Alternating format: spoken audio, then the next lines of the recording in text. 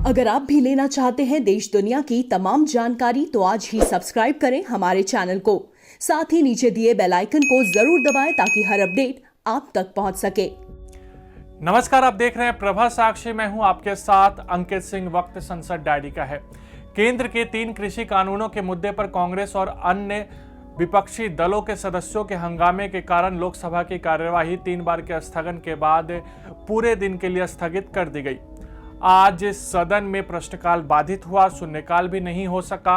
हंगामे के बीच ही सरकार ने 2 विधेयक पेश किए। संसद के मानसून सत्र के शुरुआती 2 दिन भी विपक्षी सदस्यों के हंगामे के कारण निचले सदन में कामकाज नहीं हो सका है। आज सुबह सदन की कार्यवाही आरंभ होने के साथ ही विपक्षी सदस्य नारेबाजी करते हुए आसन के निकट पहुंच गए। कांग्रेस सदस्य ने काले कानून वापस लो के नारे लगाए। उन्होंने तल्खियां हाथ में ले रखी थी। इनमें एक पर लिखा था, अन्नदाता का अपमान बंद करो, तीनों कृषि कानूनों को रद्द करो। मैं आपसे पुनः आग्रह करूंगा, ये सदन चर्चा और संवाद के लिए इसकी उच्च मर्यादा रही है। आपको जनता ने तख्तियां और नारेबाजी करने नहीं भेजा है। आप जनता की समस्या उठाएं, उनके अभाव उठाएं, चर्चा करें और जनता की समस्या का समाधान सदन के माध्यम से करें। मैं पुनः आपसे आग्रह करूंगा कि आप अपनी अपनी सीट पर जाएं। मैं आपको पर्याप्त समय, पर्याप्त अवसर हर मुद्दे पर दूंगा, लेकिन आप अपने अपने आसन पर जाएं। ये सदन चर्चा और संवाद के लिए तख्तियां, नारेबाजी करना, सदन से बाहर चले जाएं, वहां नारेबाजी करें। नहीं, उचित नहीं है, गलत तरीका है। आप चर्चा करें, सदन पे विषय उठाएं। ये नारेबाजी, तख्तियां सदन में करना उचित नहीं है।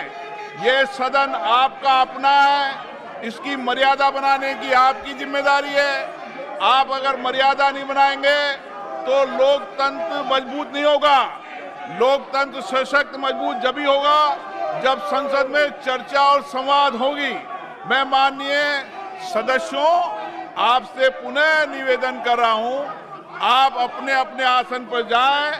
आप जिस विषय पर आप चिल्ला रहे हैं उस विषय पे मैं चर्चा कराने को तैयार हूं। आप जाकर बैठे आसन पे। हंगामे के बीच ही पोत परिवहन मंत्री सर्बानंद सोनोवाल ने अंतर्देशीय जलयान विधेयक 2021 पेश किया। रक्षा राज्य मंत्री अजय भट्ट ने अनिवार्य रक्षा सेवा विधेयक 2021 पेश किया। सरकार ने बताया है कि 2020-21 में 13,327 किलोमीटर राष्ट्रीय राजमार्गों का निर्माण किया गया, जो कि लगभग 37 किलोमीटर प्रतिदिन है। केंद्रीय नागर विमानन राज्य मंत्री वीके सिंह ने कहा कि एयर इंडिया की बोली लगाने में रुचि रखने वाली इकाइयों की ओर से 15 सितंबर तक वित्तीय बोलियां आ सकती हैं। सार्वजनिक क्षेत्र के बैंकों ने इस साल 25 जून तक 55,333 करोड़ रुपए के 13.06 लाख एमएसएमई ऋण खातों का पुनर्गठन किया है। सरकार ने संसद में यह जानकारी दी। सूक्ष्म, लघु और मध्यम उद्योग मंत्री नारायण राणे ने यह भी कहा कि आपातकाल ऋण गारंटी योजना के तहत जो जुलाई तक 2.73 लाख करोड़ रुपए स्वीकृत किए गए हैं। पेगासस जासूसी विवाद सहित अलग अलग मुद्दे पर विभिन्न दलों के सदस्यों के हंगामे के कारण राज्यसभा की कार्यवाही 2 बार के स्थगन के बाद अंततः पूरे दिन के लिए स्थगित कर दी गई। हंगामे के कारण सूचना प्रौद्योगिकी और संचार मंत्री अश्विनी वैष्णव पेगासस विवाद पर अपना बयान ढंग से नहीं पढ़ सके। उन्हें इसे सदन के पटल पर रखना पड़ा। 2 बार के स्थगन के बाद दोपहर 2 बजे जैसे ही सदन की कार्यवाही आरंभ हुई, उपसभापति हरिवंश ने नाम पुकारा वैष्णव का। इसी समय तृणमूल कांग्रेस और कुछ विपक्षी दल के सदस्य आसन के समीप आ गए और जोर जोर से नारेबाजी करने लगे। इसी बीच तृणमूल कांग्रेस के कुछ सदस्यों ने कुछ कागज के टुकड़े फाड़ डाले और उस टुकड़ों को हवा में लहरा दिया। इसके बाद केंद्रीय मंत्री हरदीप पुरी और तृणमूल के सांसद के बीच तीखी नोकझोंक भी हुई।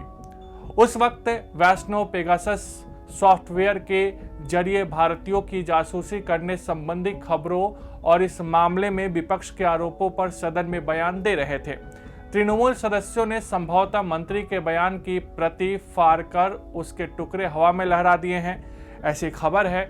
सूचना प्रौद्योगिकी और संचार मंत्री अश्विनी वैष्णव ने इजरायली स्पाईवेयर पेगासस के जरिए भारतीयों की कथित जासूसी करने संबंधी खबरों को सिरे से खारिज करते हुए राज्यसभा में कहा कि संसद के मानसून सत्र से ठीक पहले ऐसी रिपोर्ट का प्रकाशित होना कोई संयोग नहीं, बल्कि ये आरोप भारतीय लोकतंत्र की छवि को धूमिल करने का प्रयास है।